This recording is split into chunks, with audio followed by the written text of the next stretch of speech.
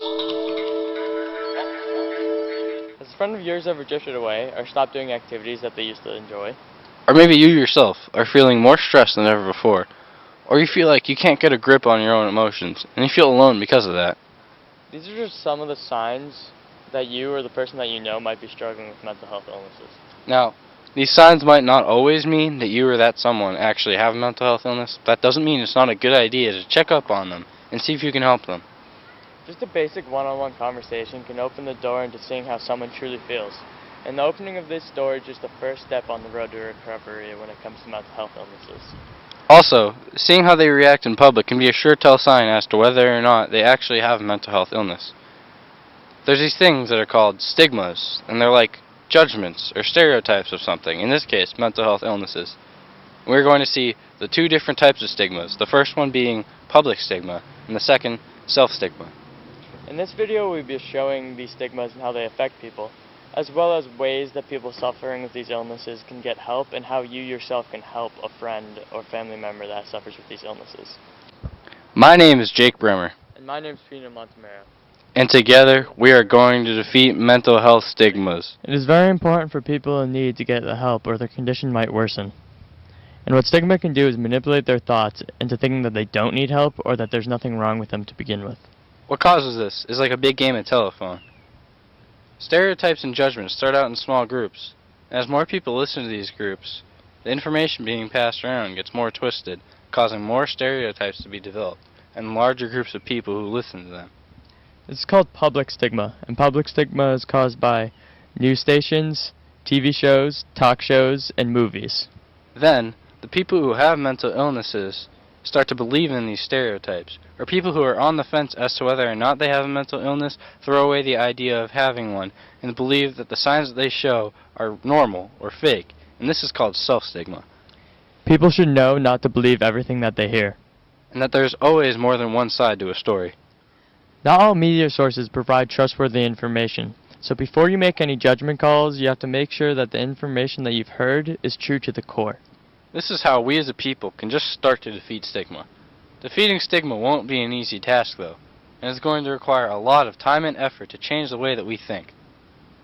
We need you to know that stigma is not okay, and you can help us defeat stigma through your understanding of what stigma is and how we can prevent it. A person's mental health plays a significant role in the way that they live their daily lives, and people are often hurt when their mental condition is tampered with.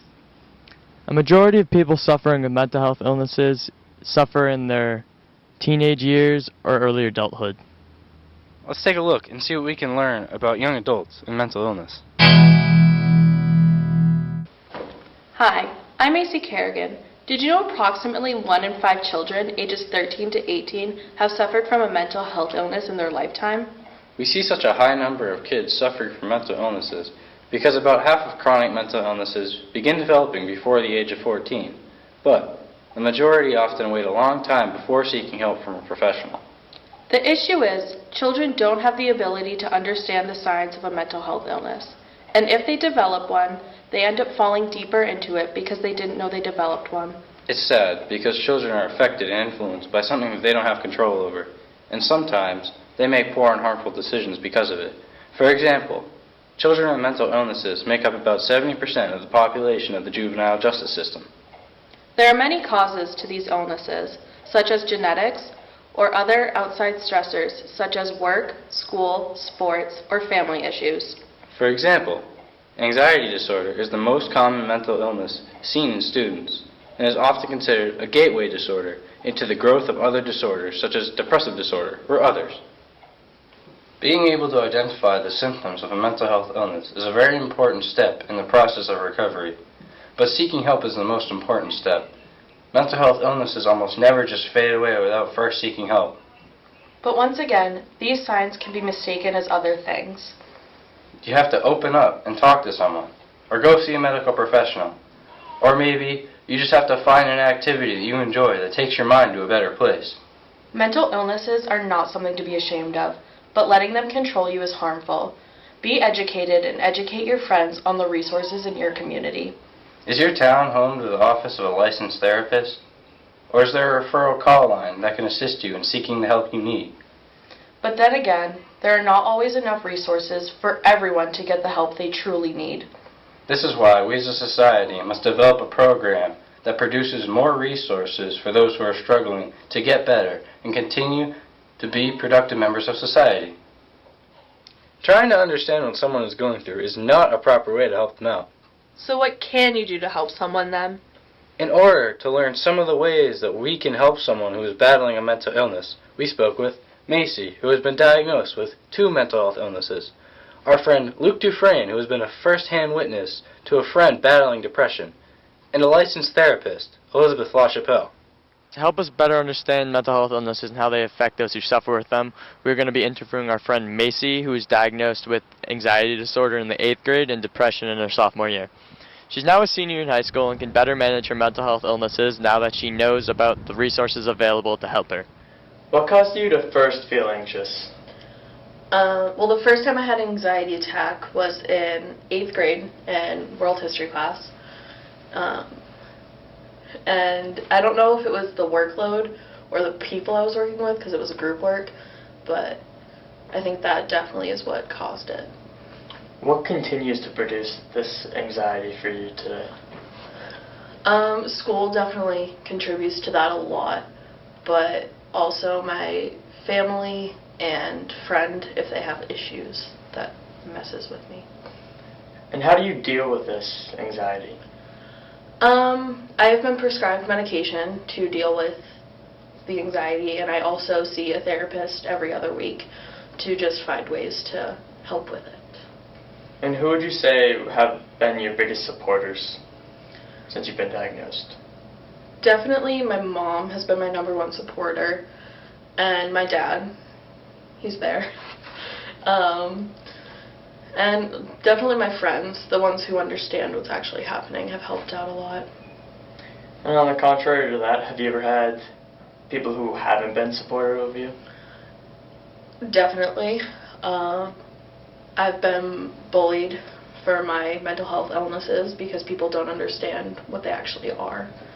So I've definitely had to remove myself from situations to make sure that my mental health was more important than the people in my life. And would you say that this is commonly because they're not well educated on the subject? Definitely. I could tell that they weren't, because when they first asked me what was wrong and I told them about the illnesses, they didn't really understand what they were and had to ask me about it. So. And how has anxiety managed to build into depression for you? Well, I noticed that it first turned into depression around 10th grade. I started to not want to get up out of bed. I started to not want to go to school, see people, do things that I didn't do things that I normally would do, I wouldn't be doing anymore. And so I definitely noticed it then. And I think it's just because the way that my brain worked made me anxious to do these things, so I would stop doing them, and that caused it. Do you think that the stigma surrounding the bullying also contributed? Do you think that if people were better educated on the subject that it would have helped prevent? Yeah, definitely. I would have stayed where I was at the time if people understood what was happening and they didn't think of me as a bad person. Is there anything else you would like to say about mental health illnesses? To definitely find the people that you're comfortable with, because they are the ones who are essential and supportive on your road to recovery. Well, thank you for joining us today, Macy. Thank you for interviewing me. As we learned from Macy, mental health illnesses do not always show warning signs. The best thing to do in these scenarios is to seek help as soon as you believe something is significantly wrong. Surround yourself with a group of supportive people, get help from a medical professional, and do your best to try to ignore those who are not supportive. As long as there is a lack of education on mental health illnesses, there will always be a group of people that will be unsupportive. This does not always mean that they're bad people, it just means that they are ignorant to the subject. As well as being able to seek help when you yourself feel as if you are struggling, it is important for us to be supportive to those around us battling with mental health illnesses. So we are now going to be speaking with Luke Dufresne, who is a first-hand witness to a friend with depression. How have you seen mental health illnesses affect your peers at your school? I've seen it affect them in two different ways, whether it's the minor, they're skipping school because they want that mental health day and they need to relieve their stress. Then I've also seen it in that major way where they have to be hospitalized or have to go to therapy because of the anxiety or depression or even suicidal thoughts that they're having. Do you think that our education system is doing enough to educate the students on the symptoms of mental health illnesses?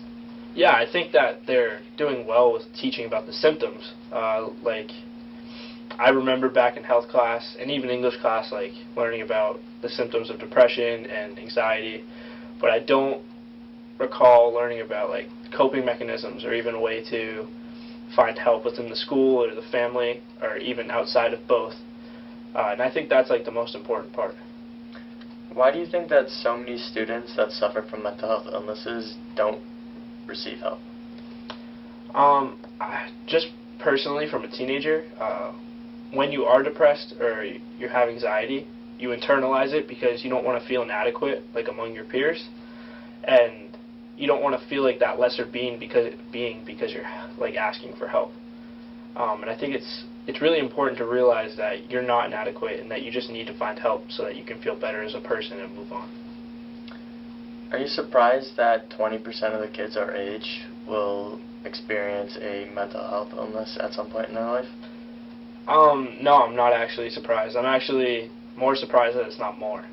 As somebody who has witnessed firsthand someone suffering with mental health illnesses, what do you believe is the most important thing for the friends and family of a diagnosed person to do to be helpful on the road to recovery?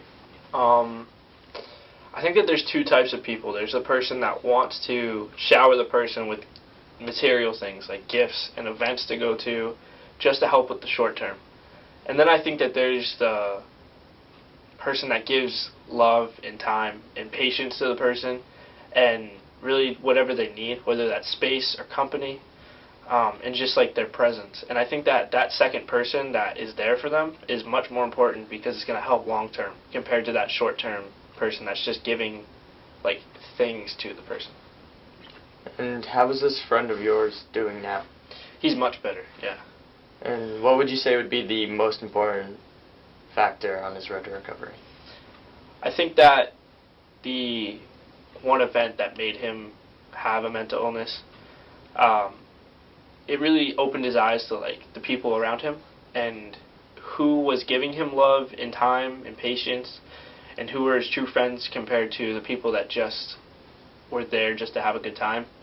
And I think that it really allowed him to, like, clean his life and find people that are really good friends, and he really got closer to his family. Is there anything else you would like to say personally on the topic of mental health illness?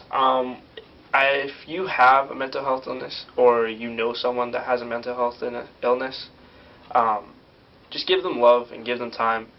I think that patience is the most important thing when it comes to it. Be understanding because this person that has a mental health illness is going through probably the worst time of their life, and they just really need you right now. Thank you very much for voicing your opinion, Luke. Yeah, thanks, Pino. As we learned from Luke, one of the most important things that you can do for somebody that you know is struggling with mental health illness is be patient with them. Let them know that you'll do anything you can in order to help them. Just be there for them, and let them know how much they are cared for. One of the many resources available for helping anyone who is dealing with a mental health illness is speaking to a professional. You can be referred to a therapist through your doctor or an online resource such as an interface referral service. A therapist is an unbiased source of help for anyone who is dealing with a mental health illness.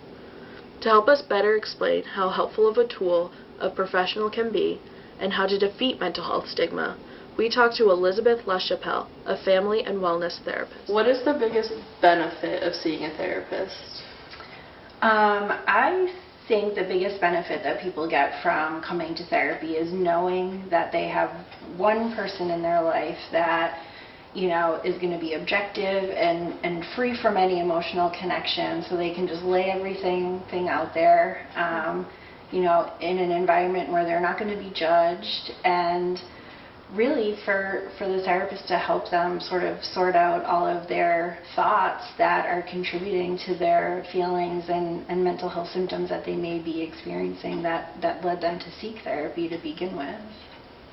And then what do you think like the biggest fear of seeing a therapist would be? I think with anything, it's fear of the unknown, you know, especially for people who have never gone to therapy before. It's that fear of the unknown. They don't really necessarily know what to expect, and so that in and of itself is very anxiety provoking. So, you know, it takes a lot for people to make that initial phone call and to come in for that initial appointment because they just are not really sure what to expect.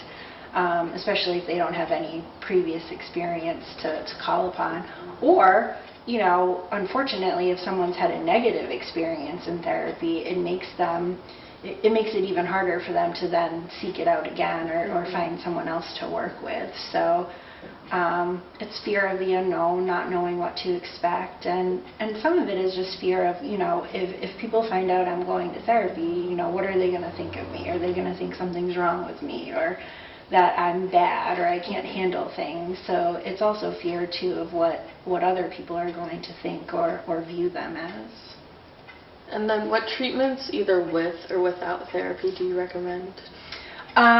So for me, I do a lot of cognitive behavioral therapy with clients because our thoughts are, you know, if we can change our thoughts and the way we think about something, then we can change how we feel and then react to something. So a lot of the times I focus on that in session. And then outside of session, I tell people, like, you know, therapy is just one component of it. So sometimes people are going to need to be referred for a medication evaluation to help with symptoms and just to make therapy even more effective.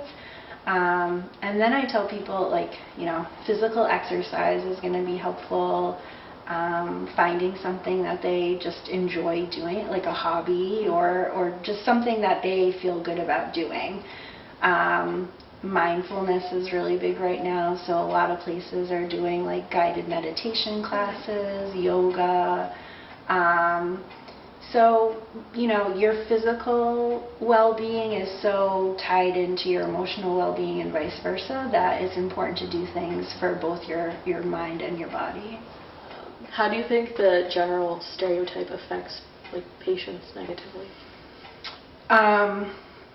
I think it has the most, I guess the greatest potential to affect someone negatively is if their immediate support system isn't on board with their treatment, or if someone that they're really close to has this negative perception of treatment or mental health in general, then it can really impact a person from one, even getting the treatment to begin with, and two, it can then be a barrier to really benefiting the most from the treatment. So, you know, if a child is brought in by a parent, but the parent isn't necessarily fully invested or doesn't buy in to the fact that it's a mental health issue, then there's probably not going to be as much progress with the child as they would like to see. Or with couples, if one person is more on board than the other, that can be a huge, you know, factor in how treatment negatively impacts someone versus how they can definitely be improved by it or benefit from it. And then just in general, if they feel like people are going to view them negatively for being in therapy or for being on medication, it might make them wait a lot longer than they would otherwise to get treatment, or they may not seek it out at all, and then unfortunately their symptoms could get worse. And then what are your opinions on personal and like public stigma for mental health? I think the public stigma that's still attached to mental health really influences one's own personal view of it, again for those same reasons. If they feel like other people are going to view them in a negative way for getting treatment, it might really postpone their seeking that out or doing something that they know might benefit them. So I think that sort of the public persona or the public stigma that's still around mental health definitely probably influences people to internalize that in a more negative way than they would if there wasn't a stigma attached to it. And then what ways can we help prevent the stigma?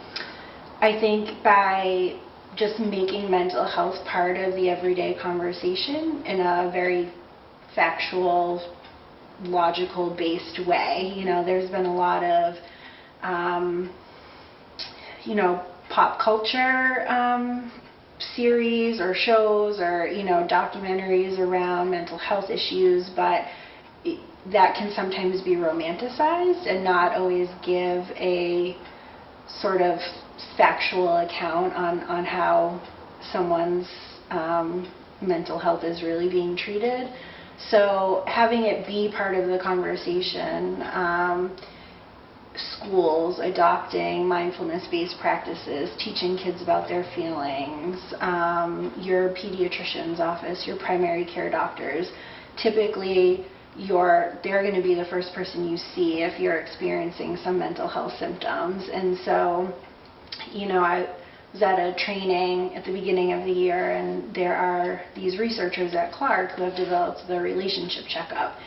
And that would be wonderful for the whole mental health field to adopt. It should just be a regular checkup, and trying to identify people who are at risk for developing mental health issues or just may benefit from talking to someone, even prior to there being a crisis. Or because right now in our culture, people don't usually seek treatment until something bad is going on, or and on average people wait a very long time to seek out treatment. So having a mental health checkup be as regular as an annual physical would greatly reduce the stigma attached to any mental health issue. And just have it be part of the conversation. Even for families, there is such a genetic component to mental health that just talking about generational patterns or identifying for your kids, certain family members have struggled with these things, so these are the things you want to look out for, these are the symptoms, and it's okay. And just having it be a regular part of the conversation. Well, thank you for your time. Thank you. As we learned from Elizabeth, therapy is a useful tool and not something to be embarrassed of. It is important to know that once you start seeing a therapist, you are not glued to a schedule with them. They are there for you on a need-to-see basis. But therapy is not the only tool available. Finding something that works comfortably for you is an important step in the road to recovery. And in order to defeat mental health stigmas, people who aren't mentally struggling have to do their best to be aware and willing to assist the people who are. We've seen a few sources of help, but there are many more that can be of use to you if you feel as though you are struggling. As we saw, one of the more basic sources of help is a trusted friend or family member, somebody to talk to and be supportive of the person who is struggling. Then there's your professional help, such as your healthcare providers and therapists, who assist in the road to recovery by providing healthy solutions for symptoms. And then there's the referral call line, which grants people access to a multitude of other sources. But there are larger sources, like aid groups, for example, Mental Health America. The sources are out there for people to use, but stigma is preventing them from feeling comfortable enough to do so. Ultimately, the most important thing we do as a community is get educated. Learn the symptoms, resources, and ways that we can help those battling with mental health illness.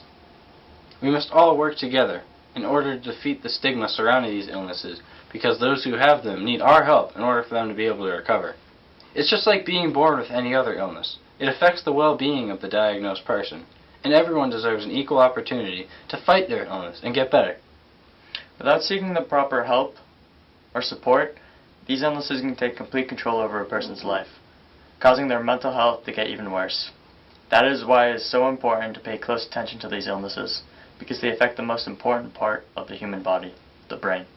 Let us not forget that we are all humans, and sometimes some live harder lives than others. The best that those that struggle the least can do is give those who struggle the most a better opportunity at an equal life.